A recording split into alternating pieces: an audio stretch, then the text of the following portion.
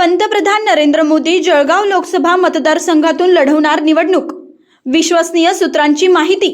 भाजप लोकसभा निवडणूक समितीकडून चाचपणी सुरू।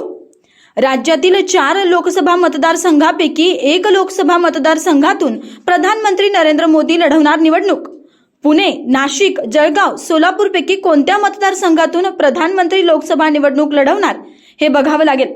दरम्यान फेब्रुवारी महिन्यात प्रधानमंत्री जळगाव दौऱ्यावर येण्याची शक्यता आहे। पंतप्रधान नरेंद्र मोदी जळगाव लोकसभा मतदारसंघातून लढवणार निवडणूक। विश्वसनीय सूत्रांची माहिती।